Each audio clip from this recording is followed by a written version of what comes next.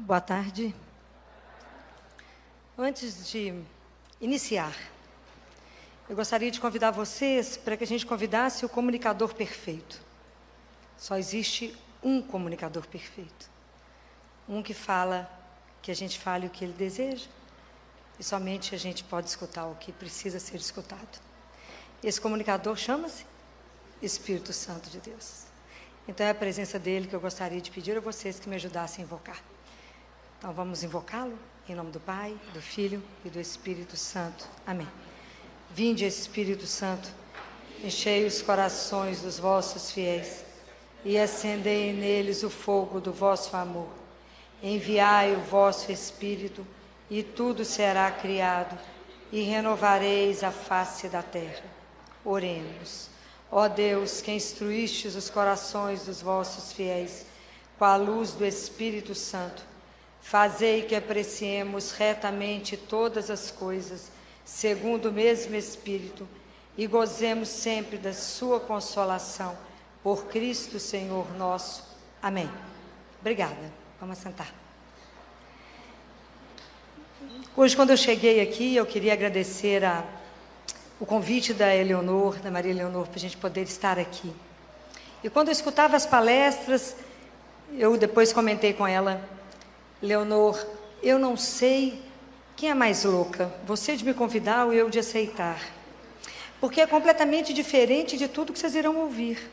Que até agora vocês ouviram grandes teólogos, professores, doutores, e eu sou leiga, absolutamente leiga. Eu sou natural da cidade de Oliveira, moro em Belo Horizonte, sou pediatra, trabalho todas as manhãs numa unidade de terapia intensiva infantil, há mais de 20 anos, acredito que já estou com 25 anos de CTI, onde eu tenho a função todos os dias que se chama de médico diarista. Eu recebo os pais para conversar, para dar as notícias, e recebo os especialistas. À tarde eu fico no meu consultório. Então eu lido com crianças em dois momentos, né? Um consultório um pouco mais simples, a nível de doença física, e no CTI, onde a situação é um pouco mais no limite. E o que eu vou conversar com vocês, quando ela me deu o tema de qual é o papel, o grande desafio da mulher hoje cristã. Então eu quero abordar somente duas coisas.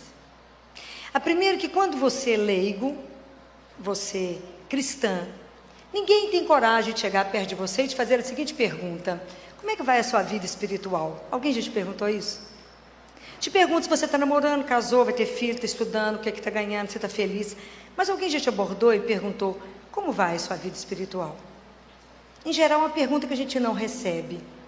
E hoje, cada vez mais, a gente tem entendido que eu não sou cristã porque eu herdei da família, de pai, de mãe. Eu não herdei o cristianismo.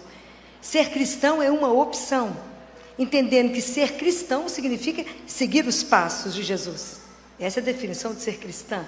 Eu pertenço a isso, eu caminho atrás dele. Essa deveria ser a nossa noção. Então, como é que é ser uma mulher no mundo de hoje, inserida, nós numa comunidade de trabalho, de estudo, de faculdade, e professar a nossa fé? Não é uma brincadeira, porque a nossa conversão, ela não acontece de uma vez. Da mesma forma como eu não deito magro, acordo gordo, como eu não deito gordo, acordo magro, a vida espiritual também ela é uma caminhada. Nós estamos em processo de evangelização. Todos os dias nós somos evangelizados. Todos os dias. O nosso processo de conversão vai acabar na hora da morte. Porque tudo isso é muito lento, porque nós é que somos muito lentos no nosso processo de decisão com Deus. Então não há uma caminhada, eu não tenho como hoje estar inserida num ambiente de trabalho, me posicionar, se eu não tiver uma caminhada pessoal. E para ter uma caminhada pessoal, eu preciso de uma vida de oração. Para ter uma vida de oração e ter disciplina para rezar, eu preciso da graça de Deus. Que a gente tem a ilusão que faz tudo sozinho. Que se eu sentar eu posso estudar, que se eu quiser eu vou rezar. Mas a gente não entendeu que tudo é graça. Então eu preciso pedir a Deus a graça da disciplina. Porque se eu não tiver a graça da disciplina, eu não vou rezar. E se eu não rezar mesmo todos os dias, eu não vou me alimentar. Se eu não me alimentar, eu não dou conta de permanecer de pé. É tudo uma cadeia. Como é que eu posso me posicionar e estar de pé se eu não estou alimentada? E é tão interessante que a gente alimenta profundamente o corpo, mas a gente não alimenta a alma. Então você pergunta para uma pessoa, quantas vezes você faz uma refeição por dia? Tem gente que consegue fazer 5 refeições, olha que espetáculo, não é? Aí você fala, quantas vezes você alimenta a sua alma todo dia? Você tem 24 horas. Quantas vezes você alimenta a sua alma?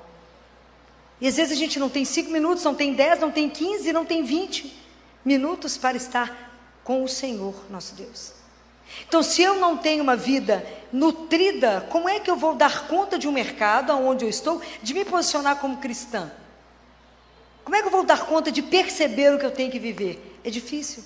Como é que a mulher vai tomar consciência do papel dela? É mais difícil ainda se eu não estou sintonizada com aquele que é o meu Senhor. É mais difícil da gente compreender tudo isso. Porque a nossa vida espiritual ela tem um começo. Ela só vai começar no dia que cada um de nós entender essa frase que eu vou dizer. O dia que você falar essa frase para você e você vê o impacto que isso tem pessoal. O dia que você entender, eu sou um filho ou eu sou uma filha de Deus, amado ou amada. O dia que a gente tomar consciência que nós temos uma pertença, que não estamos soltos nesse mundo, que não somos obra de acaso, mas que somos resultado de um amor de Deus. Cada um de nós só existe por um excesso de amor, porque Ele assim sonhou, assim desejou e assim estamos aqui. Se não fosse por desejo dEle, não estaríamos aqui. E que nós só damos conta de fazer a nossa caminhada porque primeiro Ele quis. E eu posso fazer uma caminhada muito bem feita se eu estiver em sintonia com Ele. Porque tudo que a gente fizer sem amor, vai ser tempo perdido na nossa vida. Então, essa caminhada espiritual, para que hoje, cada uma de nós, como mulher, inserida, porque hoje a gente, quando se posiciona como cristã, você tem um mundo para brigar contra. Não é brincadeira todas as atitudes que nós temos que defender, nos posicionar, porque cremos. Nós vamos ter sempre gente ao contrário de nós, sempre. Sempre que vai nos questionar. Mas como é que eu posso dar razão daquilo que eu creio? Como é que eu posso estar firme naquilo que eu acredito, se eu não estiver alimentada, nutrida e nesse aspecto cuidada? Eu não vou caminhar. Então é preciso que a mulher, e a gente de uma forma especial, já que a palestra é direcionada a ela, não necessariamente é só a mulher que eu estou dizendo, que a gente precisa tomar consciência da dimensão que a mulher tem. E a mulher tem uma grandeza. Claro que Deus confiou todo ser humano, a cada um e a todos, mas de uma forma especialíssima. Deus confiou o cuidado do ser humano a uma mulher. É uma das coisas mais bonitas que eu tive a oportunidade de assistir, que eu sempre fiquei muito encantada de perceber que eu nunca tinha visto uma mulher, uma mãe, errar um diagnóstico.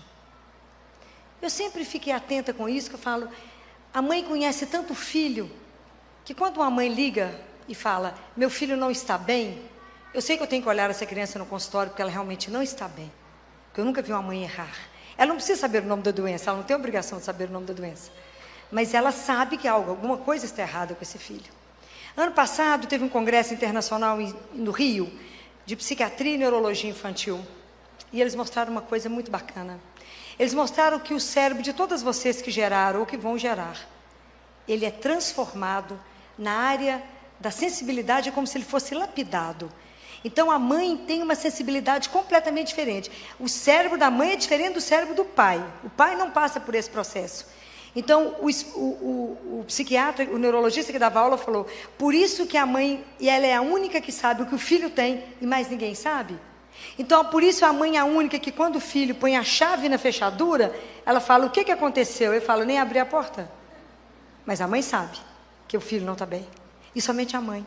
Então isso até a ciência já conseguiu provar, que a mulher passa por um processo diferente.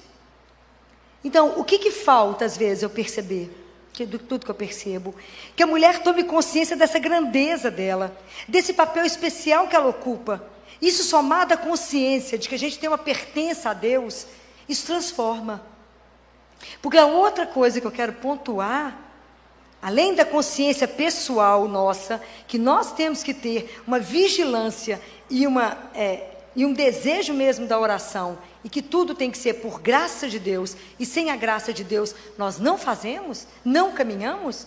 Da mesma forma como a gente tem um desejo, quando Deus coloca no coração de uma mulher e de um homem, um desejo de ser pai e mãe. Então, na verdade, Deus convida para ser co-criador. Nós somos co-criadores. A gente não é dono dos filhos. Apesar da gente achar que a gente é dono dos filhos. E os filhos não nos pertencem. Mas eles são entregues para que a gente possa criar. O que eu tenho observado nesses anos todos de pediatria? E que eu acho que isso está sendo responsável por tantas doenças como a gente está percebendo hoje. Doenças não físicas, mas doenças da alma.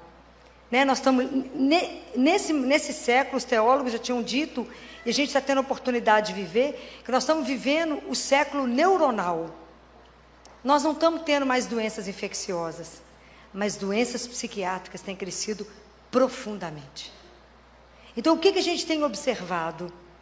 Que quando a gente vai ser pai, vai ser mãe, e que deseja ter pai e mãe, você recebe um filho que não é seu. Então você vai aprender uma lição que é difícil. Eu amo e não possuo. Não me pertence. E eu tenho que criar esse filho para quem?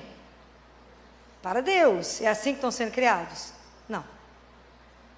Então, a consciência de que esse menino me foi entregue para criar esse menino ser criado um homem e uma mulher, fazer disso algo inteiro para poder voltar ao pai. Isso é um desafio que eu não consigo nem imaginar a dimensão dele. E talvez eu acho que hoje os pais, pela rotina que eles têm vivido, pelo tanto que os pais correm, e eu percebo que os pais correm muito para dar para os filhos muitas coisas materiais, mas os pais não estão se dando para os filhos. E isso tem sido um problema muito sério, porque eu dou a matéria, mas eu não me dou. Isso é um distúrbio que a gente não vai conseguir sarar. A ausência de mãe é a raiz, a ausência de amor materno é a raiz de todas as doenças psiquiátricas que nós temos. Então isso é muito sério. Como é que a mulher está conseguindo entender? Porque a mulher ela tem um papel tão decisivo na vida de uma família, que se a mulher for uma mulher de bom gosto, e se tiver casado com um marido que não tem bom gosto, ela consegue pôr a família inteira de bom gosto. Porque a roupa passa pela mão da mulher. Da mesma forma, a família come o que a mãe come. Porque quem faz compra? A mãe. A mulher que faz compra. Então, quem transforma toda uma família? Uma mãe. Como é que você vai evangelizar a sua família? O dia que você já for cristão bastante. O dia que você entender que Deus é o Senhor absoluto da sua casa e da sua vida, você vai introduzir o Senhor como Senhor de dentro da sua casa. Aí sim a família terá tempo de oração. A família poderá desligar uma televisão. A família vai conseguir rezar um terço. A família vai conseguir entronizar a imagem de Jesus dentro do Sagrado Coração, dentro de uma casa. E vão conseguir reunir e rezar. Mas enquanto a mãe não toma isso como verdade, chega em casa, a primeira coisa que a gente vai ligar é a televisão. Porque a gente não dá conta da solidão, a gente não dá conta do silêncio. O silêncio nos incomoda tanto que a gente liga a televisão, telefone, rádio, ainda liga para alguém. Porque nos incomoda. A gente não tem o hábito da família estar juntas rezando, ou aprendemos que podemos rezar deitado. E não fazemos da nossa vida de oração um diálogo, mas transformamos a nossa oração no monólogo. Então, muitas vezes nós deitamos para rezar, e eu falo que Deus fala o amém, porque nós só começamos a falar, falamos um tanto de coisa na cabeça de Deus. Quando Ele pensa em falar, você fala, então, no nome do Pai, do Filho e do Espírito Santo, o amém, você já virou. Então, nós não relacionamos com Deus vivo. A gente relaciona muitas vezes com uma imagem, ou com uma ideia. E enquanto Deus for uma ideia e for uma imagem, eu não me entrego. Porque eu não posso entregar e confiar numa imagem, numa ideia. Eu me entrego e confio a uma pessoa. Deus é uma pessoa. Jesus é uma pessoa. E é vivo. Então, esse relacionamento vivo, que o dia que você como mãe conseguir viver, você vai transformar a vida da sua família. Porque qual filho não vai querer aproveitar e relacionar com um Deus que é amor e bondade? Qualquer filho. Mas qual filho vai querer relacionar com um Deus que só vai privá-lo das coisas? Então tudo depende da imagem que nós vamos dar para os nossos filhos de quem é Deus. E você só vai dar aquilo que você tiver experimentado. Nós não vamos poder passar para o filho uma outra imagem. Esses dias uma mãe com um adolescente no consultório falou, esse menino não vai à igreja. Eu falei, e a senhora vai? Não tenho tempo. Então, o adolescente, ele imita o pai e a mãe. Se vocês não vão, não mostra nada de bom, ele irá? Não irá. Se seu filho nunca te viu ler a palavra de Deus, ele vai ler? Não, não vai. Não vai. Se seu filho nunca te viu de joelho, ele vai. Você vai conseguir alguma coisa? Não, não vai. Não vai. Porque a criança, de pequenininha, ela vê um modelo. E eu brinco com os pais no consultório. O filho, antes de andar, ele tem que aprender a ajoelhar. Mas se a gente não levar isso a sério, a coisa não vai caminhar. Nós estamos vivendo uma sociedade doente. Eu nunca imaginei na minha vida que eu ia ver uma criança de 9 anos tentar o extermínio. Outro dia não conseguimos ajudar uma de 10, que quando eu dei a vaga na UTI, ela chegou morta. Não conseguiu chegar, extermínio. 10 anos. Por que uma criança de 10 anos não quer a vida? Por que não? Quando tem tudo, tem demais. Por que damos tanto e não damos uma única coisa essencial? E eu falo com os pais, por que nós paramos somente no limite do corpo e não damos para o filho e damos a consciência para ele que existe uma alma? Por que nós paramos somente na consciência corporal? E esses meninos não têm essa consciência. Então, a força da mulher para poder transformar uma família e fazer de uma família dela uma família cristã, isto é real. Quando uma mulher dobra um joelho, o céu deve tremer. O poder que mãe tem de intercessão diante do filho, isso é algo que talvez vocês não tenham dimensão do poder. Então é preciso primeiro tomar a consciência. Então a primeira conversão é nossa, pessoal, para depois eu fazer com que isso seja na minha família. Porque hoje, se a família não estiver pautada nos valores cristãos, a família não dá conta do mundo que está aí, que está batendo nesses jovens. Eu não consigo segurar esses jovens. Então, quanto que eu preciso? E para criar filhos com valores cristãos, eu tenho que estar muito firme na minha caminhada, porque senão eu não dou conta. Então, percebe que para a gente poder hoje construir o que a gente deveria construir do ponto de vista cristão, ser pessoas de embate, se eu não estiver nutrida, alimentada e vivendo isso todos os dias, nós não caminhamos e a sociedade não vai caminhar e os filhos não vão caminhar. E a sensação que eu tenho dessa geração jovem, que eu chamo de geração gelatina, eles não se sustentam mais. Qualquer brisa suave derruba esses meninos ou eles vão para o suicídio, mas eles não assumem a vida. Quando Jesus contou a parábola do homem que constrói a casa sobre a rocha com o que não constrói, se vocês lerem com atenção, ele fala que vai ter vento, tempestade e tudo mais, nos dois tipos, na rocha e naquele que não construiu sobre a rocha. A diferença é onde você está sustentado. Então, se uma família tem uma sustentação em Deus, ela dá conta do que vier. Mas a família que não está sustentada em Deus, ela cai. Ela não dá conta, ela é derrubada, ela é destruída, com os problemas que vêm. Mas se a família tem um sustento, ela sobrevive. Porque problemas todos nós vamos ter. A questão é como é que nós vamos olhar para eles, se eles serão oportunidades de crescimento e maturidade da família. E eu vejo isso com tanta clareza, como é que é uma mãe que governa isso numa casa. Como é que uma mãe... Porque a casa que tem mãe, ela tem cheiro, é diferente. Ela tem um cheiro diferente. Você sabe quando você entra numa casa que ela tem mãe ou que não tem mãe. É diferente. A mulher, Deus deu à mulher algumas coisas diferentes do homem. Essa feminilidade, uma doçura, uma ternura, algo que é diferente do homem. O homem tem as suas características, mas a mulher tem outras, de acolhimento, né? De percepção, de estar junto de ajudar a pôr de pé, ajudar a caminhar. Porque se vocês observarem, o que pai e mãe fala para uma criança, isso é uma verdade absoluta. E vocês não podem permitir que outros entrem na casa de vocês para poder tirar o papel de vocês como os grandes heróis dos filhos de vocês. A mídia, né, hoje a comunicação, a internet, é uma das coisas maravilhosas que chegou para nós. Mas ela é como uma faca. Ela descasca uma laranja, mas ela pode matar alguém. Depende se eu estou atenta para. Então é preciso que a gente consiga ver os filhos. É preciso que uma mãe consiga olhar para os filhos. O pai e a mãe têm que ver. E hoje nós estamos inseridos numa sociedade que é uma sociedade líquida. Nós estamos inseridos numa sociedade que só nos puxa para fora. Qual sociedade que hoje te ajuda a meditar, a fazer silêncio, a rezar? Vocês conhecem? Não, é entretenimento 24 horas, porque meu objetivo é te entreter mesmo. Não pense, pensar é perigoso, rezar é perigoso mais. Então, como que é difícil a gente poder colocar as pessoas, e o tanto que a gente precisa atrair, entender, colocar para os filhos, que o quanto que é maravilhoso acreditar, o quanto que é maravilhoso caminhar ao lado de um Deus vivo. Mas isso meu filho tem que ver na minha vida, ele tem que ver na minha experiência de vida, senão ele vai querer fazer isso? Não vai. Religião não pode ser imposta, não pode ser obrigada, mas na verdade eu tenho que seduzi-los para que eles entendam o tanto que isso é diferente. Como que eu vejo, quando eu tenho observado os jovens lá no consultório, que têm conseguido passar pela adolescência liso, sem problema. E o quanto eu tenho percebido os adolescentes com muitos problemas. Aí você para e avalia. Os meninos que estão com as famílias muito tumultuadas, com muitos problemas, esses meninos vivendo, a família não tem nenhuma vida espiritual.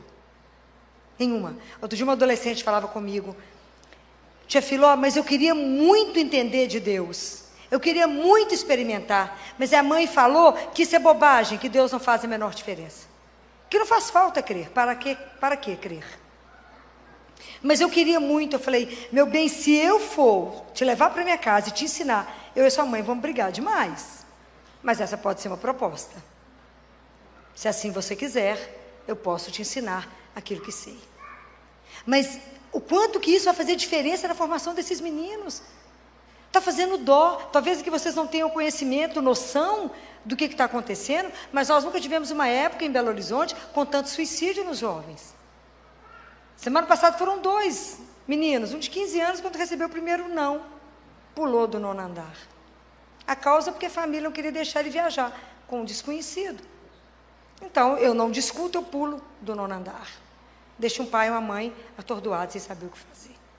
Então, o quanto eu vejo que a oração pode transformar uma família, o quanto eu vejo que o poder da oração pode reestruturar. Quando eu vejo que os adolescentes estão ficando perdidos, as crianças perdidas na mídia, que os meninos hoje nascem, e apesar da Academia Americana de Pediatria, da Sociedade Brasileira de Pediatria, dizer, não deixa a criança ver televisão até 2 anos, dificilmente uma criança de 1 ano não tem um iPad. Estou falando mentira? Não estou não. Ela já está batendo o dedinho assim, sabe entrar em tudo. E hoje eu posso contar nos dedos, quantos adolescentes meus, até 12 anos, não viram pornografia pesada. Então é muito cômodo para um pai, uma mãe, uma criança dentro de casa no computador ou no celular, porque ela está livre de um monte de coisa da rua. Mas nós não sabemos que mundo entrou pelas mãos dela ali dentro de casa. Então mãe é aquela que tem que estar do lado, sim, uma mãe cristã ainda muito mais. Hoje eu falo com os pais, você dá o celular, que não deveria dar antes de 16 anos, mas se optou por dar, tem que saber senha de filho. Tem que saber a senha do celular dele, tem que saber a senha do computador, sim. Ele fala, Filó, mas é a minha privacidade. Privacidade é o dia que você pagar por ela. O dia que você tiver apartamento, você pagar tudo. Não adianta mudar e seu pai pagar tudo para você, não. Não vai. É o dia que você se mantiver. Aí sim. Mas os pais estão perdendo a direção e a rédea. Levaram um menino de 14 anos para mim e falaram, ô Filó, o que você falar com esse menino é o que vai ser a resposta. Porque ele nos fez um pedido e eu trouxe ele para você responder. Falei, vocês têm certeza que sou eu que vou dar a resposta final? Sim, você. Tá bom, qual é a pergunta? Não, tio Filó, porque eu pedi para o meu pai, para minha mãe, para liberar o apartamento para me transar. Eu falei, menino, você está com a roupa tão bonita de grife, né? Quem te deu essa roupa chique? Meu pai. Quem te deu esse iPad? Quem te deu esse iPhone? Tudo chique, esse tênis de marca, chique é. O dia que você pagar por tudo isso que você veste, que você come, que você mora, você compra seu apartamento e faz dele o que você quiser. Na casa do seu pai e de sua mãe. É sim, senhor, e sim, senhora, e respeito a eles. Assim é que a gente caminha. Mas precisa de coragem para isso.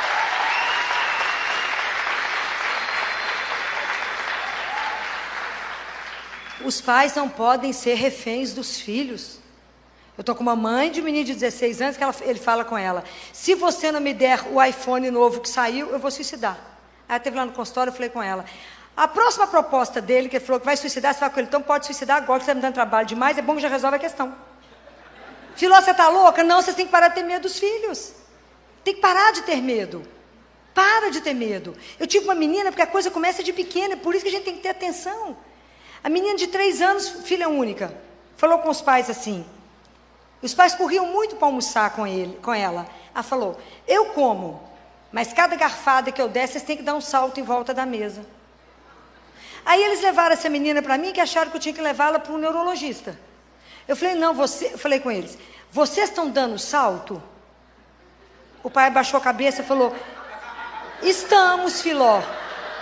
Eu falei, então, o psiquiatra é para vocês. Não é ela que precisa de neurologista, vocês precisam de um psiquiatra.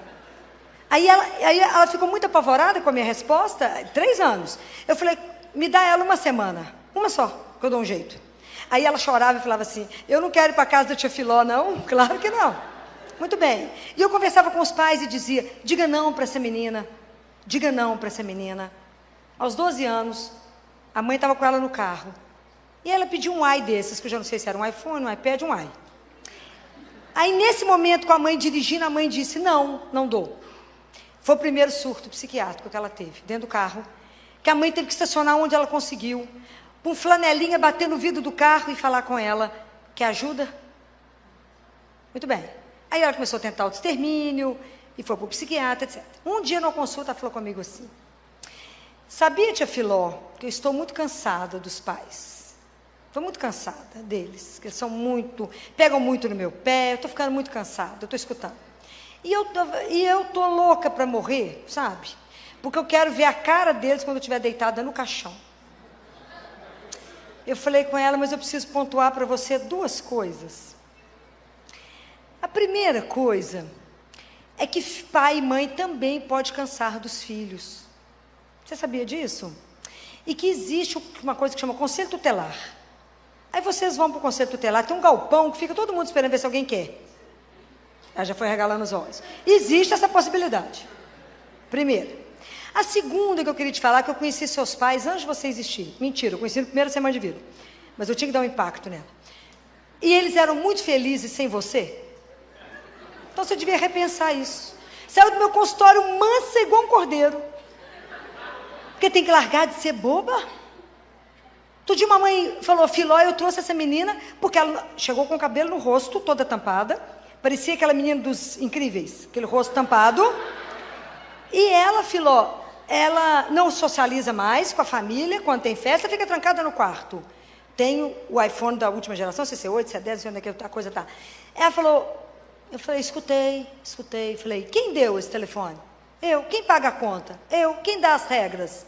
Ela. Ué, mas assim está fácil. Você pagou, você dá as regras. Se ela não agir conforme as regras, ele é meu. Vocês têm medo do filho? Que medo que é esse que vocês estão tendo? É porque não fica junto de ir. Aí ela falou, nós vamos viajar. Eu falei, viaja todo mundo, deixa o celular com a pediatra. Pode viajar em paz. Tem que conversar, pai, mãe e filha, está todo mundo junto. Aí ela voltou da viagem de rabinho de cavalo, o rosto exposto. E o irmão menor falou, tia Filó, eu gosto mais dessa irmã agora. Porque agora ela voltou para dentro de casa. Falei com a mãe, e eu digo para vocês, mães ou futuras mães, tome a rédea da vida da família de vocês, toma posse da família de vocês e cria isso como um dom de Deus. Isso é um presente que vocês vão acertar diante de Deus. Vocês vão apresentar os filhos que vocês criaram. Não deixe o mundo roubar os meninos de vocês. Eu falo com os meus clientes, sabe por que eu sou brava com vocês? Sabe por que eu sou tão chata? E eu assumo a minha chatice? Porque eu amo vocês. E eu não vou perder vocês para o mundo, porque eu tenho que me orgulhar quando eu ver vocês em pé, direito, com orgulho da profissão que vocês assumiram, ou do homem ou mulher que vocês se tornaram. Mas coisa meia boca nesse consultório não fica. Vocês vão aprender de um jeito ou do outro, como é que a vida cursa. Mas para isso precisa de você saber aonde você está enraizado. Porque quem dá esses valores é um só, é Deus. Porque se você não fizer isso, você não dará conta, eu digo para você. Vocês não darão conta. E aí eu recebo telefonema, Filó, meu marido morreu na obra, 40 anos de idade, teve um infarto. Como é que eu faço com um menino de 3 e 5 anos? Leva no velório? Claro, um dos direitos da criança é saber sobre a morte. Mas como é que eu faço? Falei, porque a gente não pensa no assunto, é um assunto guardado debaixo do tapete. Então, se você não sabe conversar e não tem nenhum valor dentro de você, se você não tem certeza da ressurreição, se você não afirma que a morte não tem a última palavra, como é que você vai fazer com o seu filho de 3 e 5 anos? Como é que você vai educar seus filhos para que ele fique de pé na hora da sua morte? Se você não tem, nunca pensou, nunca rezou, nunca leu nada sobre, não se posicionou sobre a pergunta de Jesus. E todo aquele que vive e crê em mim nunca morrerá. Crês tu isso, Marta? Não foi isso que ele perguntou? Então nós temos que ter uma vida de oração e de trabalho, mas uma coisa não pode estar separada da outra. Senão a gente não dá conta de sobreviver. Senão a gente não dá conta de ser o cristão que deveria ser. Mas eu vou repetir para vocês, tudo tem que ser graça. Há muitos anos, que eu estou dentro da terapia intensiva, lidar com a morte todos os dias, ela não é uma brincadeira. Lidar com o sofrimento de criança não é brincadeira. Não é brincadeira, ver dor todo dia, morte quase todo dia. Não é brincadeira. Então eu conversei com Jesus e pedi a Ele, durante uma consagração, quando o padre levou a hóstia, eu falei, Jesus, aproveitando a sua santíssima presença, eu preciso de uma graça. Eu preciso da Eucaristia diária. Eu preciso que o Senhor me dê a graça de ir, antes de ir para o hospital, receber a Eucaristia. Porque eu preciso. O Senhor não precisa de mim, não. Mas eu não consigo sobreviver se o Senhor não estiver do meu lado. E eu falei com ele, e tem que ser perto do hospital, porque eu não posso atrasar, eu bato ponto às 7 da manhã. Eu bato ponto. Então só tenho que me arrumar um padre super animado, eu tenho que começar o dia bem cedo. Eu preciso agora, e tem que estar no caminho da Santa Casa, poucas coisas, mas o Senhor é Deus, sabe de tudo, é fácil. E o Senhor manda um recado que eu estou esperando. E assim Ele mandou. Na segunda-feira nada, e de noite quando eu fui rezar, eu falei com Ele, eu fiquei te esperando o dia inteiro, e o Senhor não falou nada até agora. Aí na terça eu tinha um grupo de oração, que ainda continuou na terça. Quando eu fechava a capela, chegou uma senhora perto de mim, que nunca mais voltou ao grupo, e falou comigo, senhora doutora Filó, a senhora sabe que tem missa no Colégio Arnaldo todo dia, 7h30 da manhã? 6h30 da manhã? Abracei ela demais, beijava ela demais. Ela falou, que isso? Falei, não é você que eu estou beijando, não, é aquele que habita no sei, que às vezes você não sabe. É o Senhor, é Ele mesmo, que me deu a chance de passar na igreja antes de estar com Ele. Antes, primeiro eu comungo, primeiro eu posso me alimentar, para que depois eu possa sustentar uma mãe, um pai ou uma criança para morrer. Então, se eu não fizer isto antes, eu não dou conta. Porque eu convivo com, imagina, há muitos anos atrás, o meu chefe me chamou e falou, Filó, eu queria te lembrar que CTI só tem ciência. Eu falei, sim senhor. Eu esperava ele ir embora e fazia o que eu precisava. Até agora que ele já não mais me proíbe, então agora ele já aceita que eu batizo as crianças na hora da morte. Porque como é que eu vou permitir uma criança morrer pagã? Não permito. Depois eu descubro qual é a religião da família, se a família tem alguma religião. Um só Deus, um só batismo, não é assim? Não está escrito? Então não importa. Então batizo todos, então agora já tem água benta no CTI. E é tão bonitinho que isso é uma semente que vai sendo colocada, porque um dia eu estava no consultório trabalhando, uma residente me ligou, Filó, nós estamos atendendo uma parada. Eu falei, por que você está no telefone? Não, Filó, porque tem um tanto de gente, mas eu estou te ligando para você me ensinar como é que batiza. Falei, que espetáculo, então vocês já aprenderam que tem que batizar, essa é a coisa mais importante, se o menino voltar, Deus é que sabe, mas batiza, poder ver os sacramentos atuar, poder mostrar para as pessoas e dizer, isso é real, a gente lida com um Deus que é vivo, e se a gente luta pela vida, é um trabalho, é pesado, porque quando você entra, e eu creio, que lá dentro do hospital a gente está lutando pela vida, por isso eu creio num Deus que é vivo, e que luta junto conosco pela vida, por isso a gente não luta contra homens. Por isso, se eu não me alimentar, eu não dou conta. E tudo é graça que eu estou dizendo para vocês. Eu não comungo todo dia porque eu sou bonitinha, porque eu ajoelhei e pedi. Porque eu digo para vocês, o joelho vai te levar onde seus pés nunca irão, mas o joelho vai te levar. Então, quando eu pedi para Nossa Senhora, me dá graça, porque eu rezava um rosário sozinha por dia, 1h30 de joelho. E a vida vai nos apertando, vai nos apertando. Às vezes eu trabalho 12, 13, 14 horas no dia. Eu falei com ela, eu preciso de conseguir rezar o terço todo dia. Eu preciso de 1 hora. 4h30 da manhã eu estou de pé.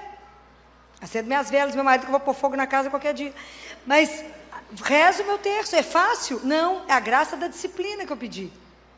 E aí eu preciso. Mas também sou casada. Então eu não posso só viver disso. Tem que antes sair de casa, deixar a casa, comida do marido pronto, café arrumado, Pão de queijo assado, pão assado, tudo pronto, a mesa posta, porque eu vou rezar, eu tenho que sair mais cedo porque eu preciso da missa. E eu vou para o CTI, aí só Deus sabe, volto para o almoço. Mas já aprendi que entre sair do CTI, chegar em casa e começar o consultório, eu tenho que ajoelhar, eu tenho que rezar, eu tenho que renovar minha força no único que renova. Porque eu preciso de sabedoria para de tarde, porque tudo é diferente. E só Ele é Deus, só Ele é o Senhor, só Ele pode me usar, só Ele pode fazer de mim o que Ele quiser, mas somente Ele. Mas eu preciso de me abrir a graça, senão ela não acontece. Então eu pedi a Ele, me dá a graça. Eu preciso da sua presença, eu preciso que o Senhor coloque seus anjos lá, eu preciso que o Senhor me ajude a falar com uma mãe, e ela me entender, e ela falar e eu entender, porque minha missão é aliviar a dor e o sofrimento, é essa a missão que o Senhor me deu. Então me ajuda a fazer isso, me ajuda a olhar e enxergar o que eu preciso enxergar. Falei com ele, igual está escrito lá em Apocalipse capítulo 3, existe um colírio que a gente precisa dele, esse colírio é o próprio Jesus. A gente precisa desse colírio para pingar nos nossos olhos, para ver as coisas de Deus. No dia a dia, porque senão a rotina te engole, e você esquece até que você é cristã. Porque o dia inteiro você está entre o mundo e Deus. O dia inteiro o mundo está te puxando, o dia inteiro. Então se você não tiver disciplina, você é engolido pelo mundo. E ninguém sabe nem se você acredita em nada, se você não se pontuar muito. E a gente tem que pedir nas graças. Já pediram a graça da confissão? Tem que pedir, para que você confesse pelo menos uma vez por mês. Mas se a gente não pedir a graça, a gente confessa uma vez por ano e olha lá, fala, tá bom, confessei uma vez por ano. Mas ou nós decidimos por Deus de verdade, e fazemos uma caminhada de verdade com Deus, sem brincadeira, ou nós nem nos posicionamos, nem como família, nem individualmente como mulher na sociedade. A mulher tem uma força de transformação impressionante. A mulher é capaz de levantar uma família inteira, mas a mulher, se ela cai numa casa, cai a casa inteira. As casadas aqui vão entender o que eu falar. Se você reclamar que está com dor de cabeça, a casa inteira adoece. Só uma dor de cabeça. E a mulher, depois que casa e tem filho, o direito dela de chorar é só enquanto toma banho. Porque se ela chorar, a casa inteira chora. Fala, mãe, se eu reclamar de dor de cabeça, vai falar assim, mas já melhorou? Eu falo, mas não acabei nem de engolir, ainda está no esôfago. Como é que já melhorou? Então tem que tomar escondido para ninguém perceber.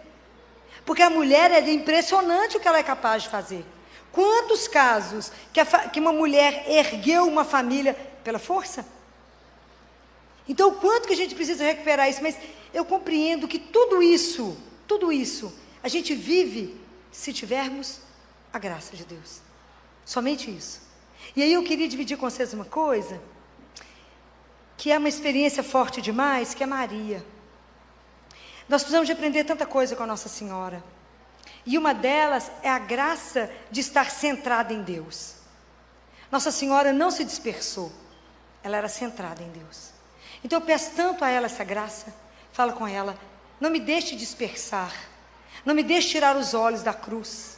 Não me deixe tirar os olhos de Jesus em cada coisa que eu tiver que fazer. Porque a gente tem que aprender que a gente é tão dependente de Deus, que tudo que você fizer, que você não pediu opinião a Ele, você errou. Em geral, erra mesmo.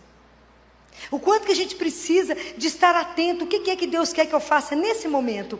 Porque se eu não estiver atento, eu faço aquilo que eu quero. O Papa Francisco, nesse último, que ele soltou agora sobre santidade, um documento, ele fala que quando a gente chegar diante de Deus, nós vamos entregar para Ele as nossas mãos vazias, porque na verdade todas as nossas obras estão manchadas. Então, o quanto que a gente precisa pedir a Ele, a Deus, essa graça. E em Maria, em especial, a graça.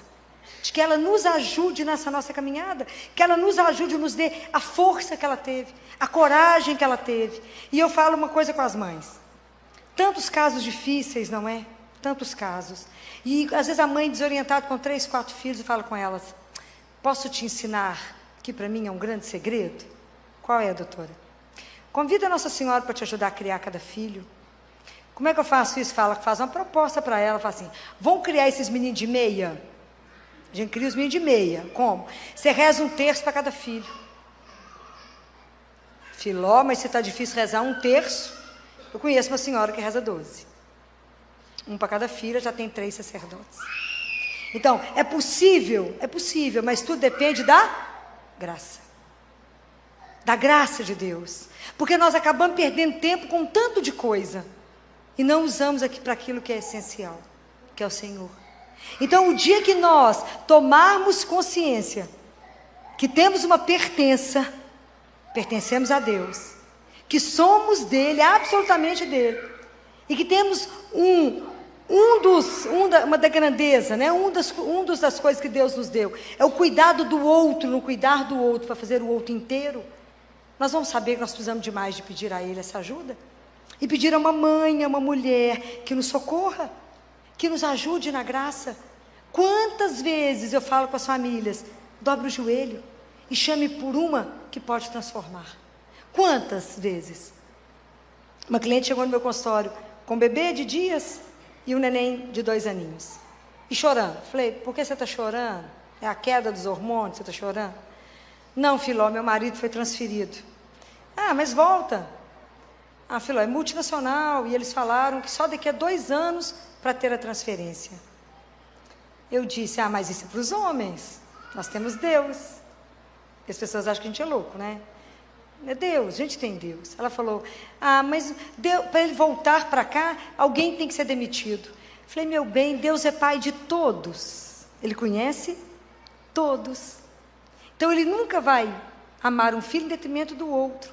O amor de Deus é universal, mas Ele é pessoal. Deus nos ama pessoalmente. Então, Ele não vai prejudicar um filho em função do outro. Então, nós vamos pedir a intercessão de uma pessoa, de uma mulher poderosa. É Maria. Então, reze o terço, todo dia. Entregue isso para ela, fala com ela. Nós somos uma família e estamos separados.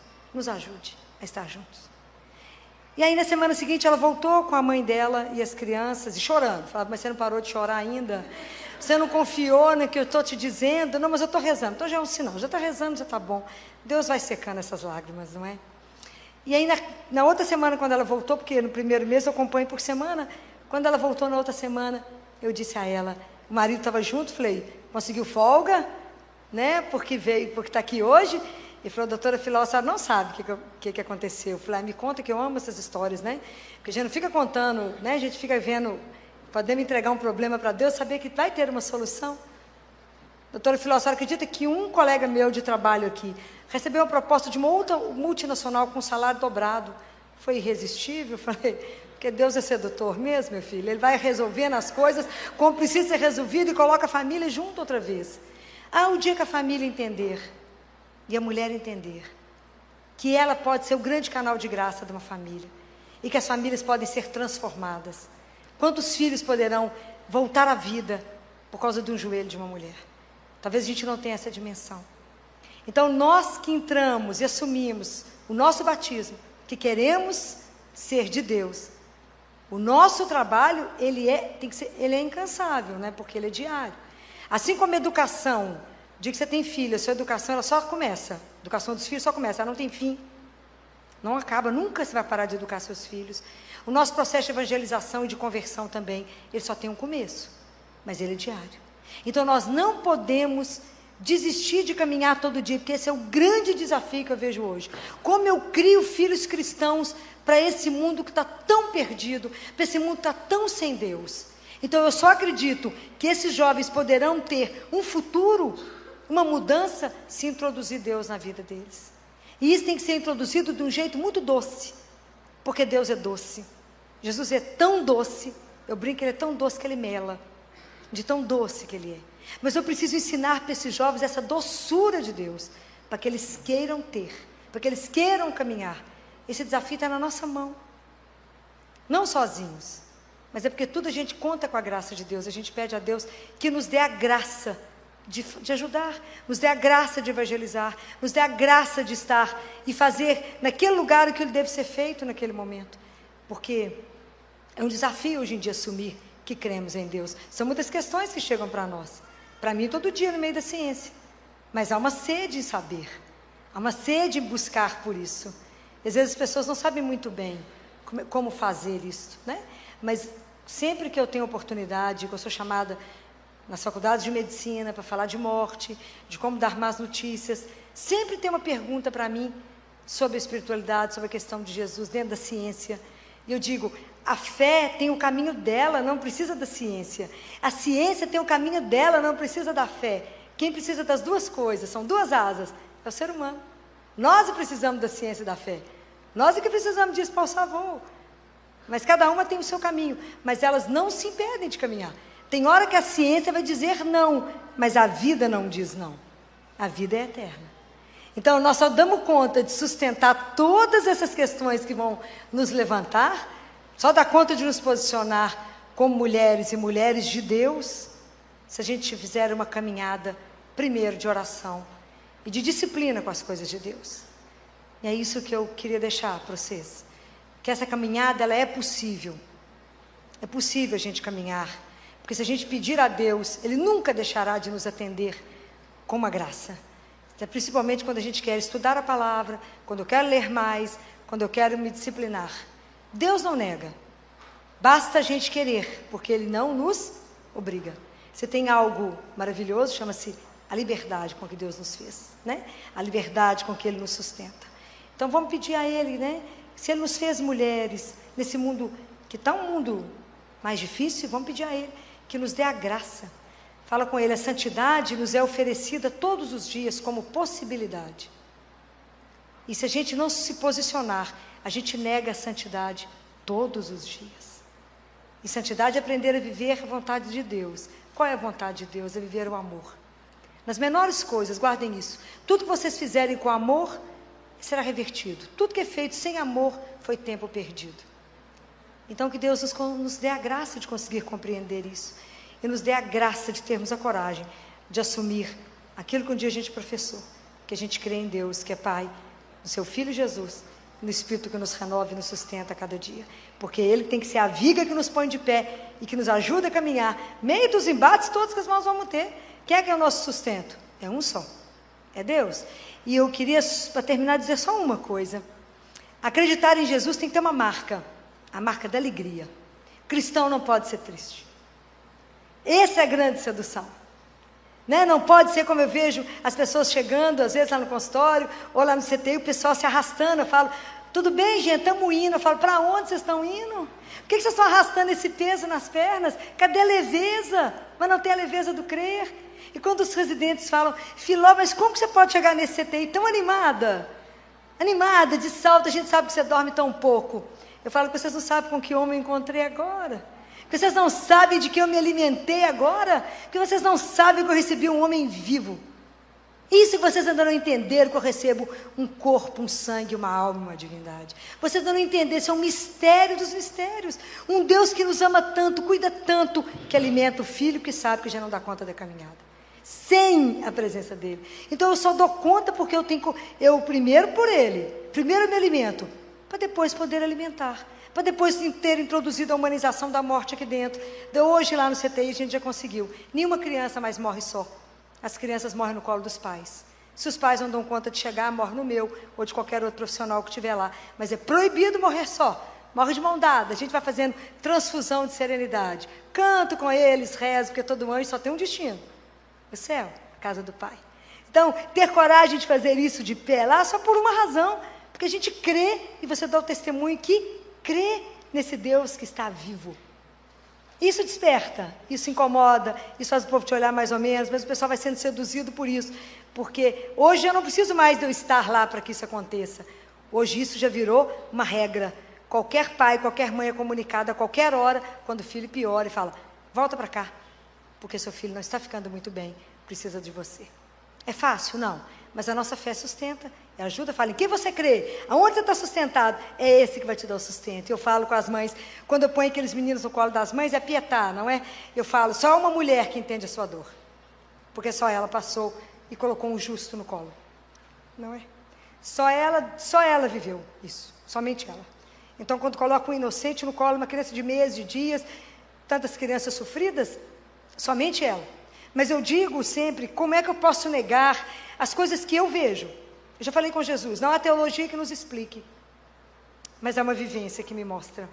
Como é que eu posso negar quando uma criança de 11 anos, 10 anos, 4 anos, 9 anos, já falou comigo, tia Filó, geralmente as crianças da oncologia, sabe quem está chegando aqui no CTI? Não, meu bem, quem? Aqui está ficando cheio de anjos. E eu já disse quantas vezes para a equipe, traga o carrinho de parada, porque nós vamos ter uma parada sem retorno, porque os anjos já chegaram e já nos precederam. Então, essa criança já vai voltar para casa. Então, isso que eu trouxe para vocês, para testemunhar aqui, a gente relaciona com Deus vivo. Que nós só somos capazes de testemunhar a nossa fé, porque a gente tem que se alimentar dela.